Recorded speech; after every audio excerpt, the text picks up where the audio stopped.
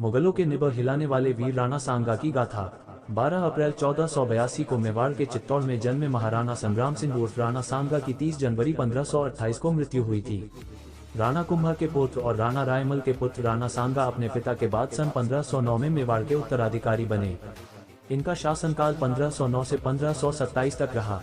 राणा सांगा ने इब्राहिम लोधी, बाबर, महमूद खिलजी इस्लामिक शासकों के साथ युद्ध लड़कर अपनी मातृभूमि की रक्षा बलिदान दे दिया था। आओ जानते हैं राणा सांगा के बारे में अद्भुत तथ्य। परिवार। राणा सांगा की पत्नी का नाम रानी कर्णावती था। उनके 4 पुत्र थे जिनके नाम रतन सिंह द्वितीय, उदय सिंह द्वितीय, भोजराज और विक्रमादित्य सिंह थे।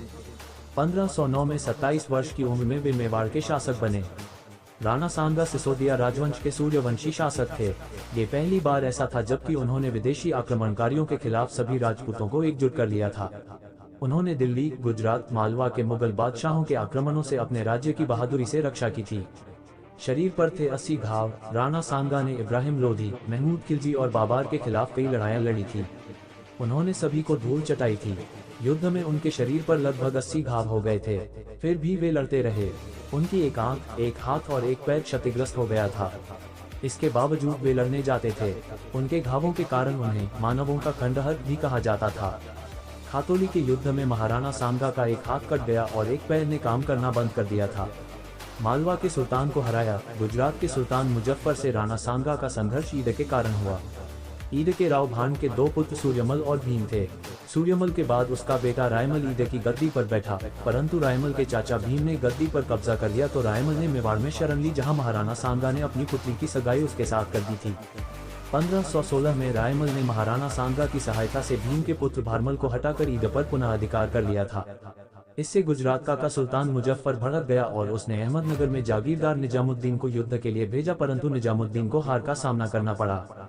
इसके बाद सुल्तान ने मुवारिजुल मुल्क को भेजा और उसे भी हार का सामना करना पड़ा। इसके बाद सुल्तान ने 1520 में मलिक अयाज तथा किवामुल मुल्क की अध्यक्षता में 2 अलग अलग सेनाएं मेवाड़ पर आक्रमण करने के लिए भेजी। मालवा का सुल्तान महमूद भी इस सेना के साथ आ मिला था, किंतु मुस्लिम अफसरों में अनबन के कारण मलिक अयाज आगे नहीं बढ़ सका था और संधि कर उसे वापस लौटना पड़ा था। ये भी कहा जाता है कि राणा सांगा ने मालवा के शासक महमूद खिलजी को युद्ध में हराने के बाद आगरा के निकट एक छोटी सी नदी पिलियाखार तक अपने साम्राज्य को बढ़ा लिया था।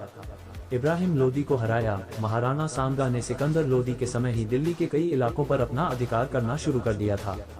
सिकंदर लोदी के उत्तराधिकारी इब्राहिम लोदी ने 1517 में मेवाड़ पर आक्रमण कर दिया था। खातोली कोटा नामक स्थान पर दोनों पक्षों के बीच युद्ध हुआ जिसमें महाराणा सांगा की विजय हुई। कहते हैं कि इस युद्ध में सांगा का बायां हाथ कट गया था और घुटने पर तीर लगने से वह हमेशा के लिए लंगड़े हो गए थे। खातोली की पराजय का बदला लेने के लिए 1518 में इब्राहिम लोदी ने मियां माखन की अध्यक्षता में महाराणा सांगा के विरुद्ध एक बड़ी सेना भेजी जिसे भी पराजय का सामना करना पड़ा था। मांडू के सुल्तान को हराया। कहते हैं कि राणा सांगा ने मांडू के शासक सुल्तान मोहम्मद को युद्ध में हराने के बाद उन्हें बंदी बना लिया था, परंतु बाद उन्होंने उदारता दिखाते हुए उन्हें उनका राज्य पुनः सौंप दिया था। बाबर से नहीं किया समझौता। इस बात की कोई जानकारी नहीं है कि राणा सांगा ने बाबर के साथ क्या समझौता किया था। ऐसा कहा जाता है कि बाबर चाहता था कि राणा सांगा इब्राहिम लोदी के खिलाफ युद्ध में मेरा साथ दे, लेकिन राणा सांगा ने दिल्ली और आगरा के अभियान के दौरान बाबर का साथ नहीं दिया था और न ही उन्होंने बाबर को कोई न्योता दिया था। राणा को लगता था कि बाबर भी तैमूर की भांति दिल्ली में लूटपाट करके लौट जाएगा, किंतु 1526 ईस्वी में राणा सांगा ने देखा कि इब्राहिम लोदी को पानीपत के युद्ध में परास्त करने के बाद बाबर दिल्ली में शासन करने लगा है। तब राणा ने बाबर से युद्ध करने का निर्णय कर लिया। कहते हैं कि खानवा युद्ध शुरू होने से पहले राणा सांगा के साथ हसन खां मेवाती, महमूद लोदी और अनेक राजपूत अपनी अपनी सेना लेकर राणा के साथ हो लिए थे और आगरा को घेरने के लिए सभी आगे बढ़े। बाबर से बयाना के शासक ने सहायता मांगी और ख्वाजा मेहदी को युद्ध के लिए बयाना भेजा, परंतु राणा सांगा ने उसे पराजित करके बयाना पर अधिकार कर लिया। लगातार मिल रही हार से मुगल सैनिक में डर बैठ गया था। ऐसे में बाबर ने मुसलमानों को एकजुट करने के लिए उन पर से टैक्स हटाकर जिहाद का नारा दिया और बड़े स्तर पर युद्ध की तैयारी की। खानवा का युद्ध 1527 में राणा सांगा और मुगल बादशाह बाबर के भयानक युद्ध हुआ। खानवा के मैदान में दोनों सेनाओं के बीच जबरदस्त खूनी मुठभेड़ हुई। बाबर 2 लाख मुगल सैनिक थे और ऐसा कहा जाता है कि राणा सांगा के पास भी बाबर जितनी सेना थी। बस फर्क ये था कि बाबर के पास गोला बारूद का बड़ा जखीरा था और राणा के पास साहस एवं वीरता। युद्ध में बाबर ने राणा के साथ लड़ रहे लोदी सेनापति को लालच दिया, जिसके चलते सांगा को धोखा देकर लोदी और उसकी सेना बाबर से जा मिली। लड़ते हुए राणा सांगा की एक आंख में तीर भी लगा, लेकिन उन्होंने इसकी परवाह नहीं की और युद्ध में डटे रहे। इस युद्ध में उन्हें कुल 80 घाव आए थे। उनकी लड़ाई में दिखी वीरता से बाबर के होश उड़ गए थे। लोदी के गद्दारी करने की वजह से राणा सांगा की सेना शाम होते होते लड़ाई हार गई थी। राणा सांगा का निधन। कहते हैं कि खानवा के युद्ध में सांगा बेहोश हो गए थे, जहां से उनकी सेना उन्हें किसी सुरक्षित जगह ले गई थी। वहां होश में आने के बाद उन्होंने फिर से लड़ने की ठानी और चित्तौड़ नहीं लौटने की कसम खाई। कहते हैं कि यह सुनकर जो सामंत लड़ाई नहीं चाहते थे, उन्होंने राणा को जहर दे दिया था, जिसके चलते 30 जनवरी 1528 में कालपी में उनकी मृत्यु हो गई।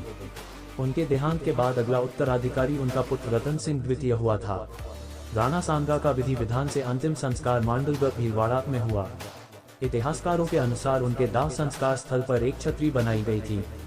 ऐसा भी कहा जाता है कि वे मांडलगढ़ क्षेत्र में मुगल सेना पर तलवार से गरजे थे। युद्ध में महाराणा का सिर अलग होने के बाद भी उनका धड़ लड़ता हुआ वीरगति को प्राप्त हुआ। कहते हैं कि युद्ध में महाराणा का सिर मांडलगढ़ भीलवाड़ा की धरती पर गिरा, लेकिन घुड़सवार धड़ लड़ता हुआ चावंडिया तालाब के पास वीरगति को प्राप्त हुआ। समृद्ध प्रदेश मेवाड़। कहते हैं कि राणा सांगा के समय मेवाड़ एक समृद्ध राज्य हुआ करता था। महाराणा सांगा के समय मेवाड़ 10 करोड़ सालाना आमदनी वाला प्रदेश था। राणा सांगा ने एक आदर्श शासक बनकर राज्य की उन्नति और रक्षार्थ अपना सब कुछ न्यौछावर कर दिया था।